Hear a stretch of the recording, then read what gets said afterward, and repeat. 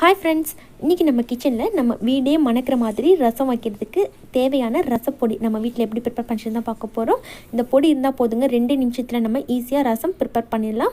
இது வரைக்கும் தமிழ் ஃபன் சேனலை சப்ஸ்கிரைப் பண்ணாத நண்பர்கள் சப்ஸ்கிரைப் பண்ணிக்கோங்க. அப்படியே பக்கத்தில் இருக்கிற பெல் ஐக்கானை கிளிக் பண்ணிவிட்டு ஆல் அப்படிங்கிற ஆப்ஷனையும் கிளிக் பண்ணிக்கோங்க. இப்போ ஸ்டவ் ஆன் பண்ணிவிட்டு பேன் வச்சுக்கோங்க. அதில் 12 போல் காஞ்ச மிளகாய் எடுத்துக்கோங்க. காஞ்ச மிளகாய் எடுத்துகிட்டு ஸ்டவ்வை ஸ்லோவாக வச்சுட்டு வறுத்துக்கோங்க. கருகிராமல் மிளகா நல்லா வறுபட்டு வர மாதிரி வறுத்து எடுத்துக்கோங்க. இப்போ மிளகா நல்லா வறுபட்டு வந்துடுச்சு. இதை வந்து தட்டுக்கு மாற்றி எடுத்து வச்சுக்கோங்க. இப்போ அதே பேனில் 1 டேபிள் ஸ்பூன் அளவுக்கு வர மல்லி சேர்த்துக்கோங்க. கூடவே 4 டேபிள் ஸ்பூன் அளவுக்கு ஜீரகம் சேர்த்துக்கோங்க.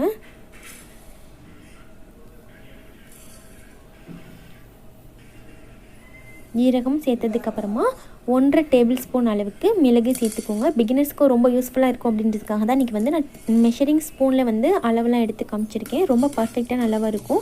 இந்த பவுடர் நீங்கள் அரைச்சி எடுத்திங்கனாலே இந்த ரசத்துடைய வாசனை ரொம்ப கமகமன்னு இருக்க மாதிரி இருக்கும். கண்டிப்பாக வந்து ட்ரை பண்ணி பாருங்கள் இந்த மெத்தடில்.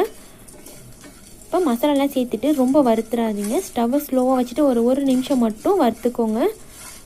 அதிகமாக வறுத்துட்டிங்கன்னா அதோடய டேஸ்ட் வந்து மாறிடும். இந்த பொருட்கள் எல்லாம் நல்லா சூடு ஏறி வந்துச்சு அப்படின்னாலே போதும். அந்த ஸ்டேஜில் வந்து இதை நம்ம பிளேட்டுக்கு மாற்றிக்கலாம். இதை இப்போ நம்ம பிளேட்டுக்கு மாற்றிடலாம். ரொம்ப வாசனை வர வரைக்கும் இல்லை கலர் சேஞ்ச் ஆகிற வரைக்கும் வந்து இதை வறுத்துடக்கூடாது. அதுதான் ரொம்ப முக்கியம். இப்போ இது கூட 2 கொத்து கருவேப்பிலையை நல்லா கழுவிட்டு அதுக்கப்புறமா சேர்த்துக்கோங்க. கூடவே 15 பல் பூண்டும் சேர்த்துக்கோங்க. ஸ்டவ்வை ஸ்லோவாக வச்சுட்டு இந்த கருவேப்பிலை நல்லா மொறுன்னு வர வரைக்கும் வறுத்துக்கோங்க. இப்போ கருவேப்பிலெலாம் சேர்ந்து நல்லா மொறுப்பாயிடுச்சுங்க. இதையும் வந்து நம்ம பிளேட்டுக்கு மாற்றிக்கலாம். மாற்றிட்டு ஸ்டவ் ஆஃப் பண்ணி வச்சுக்கோங்க.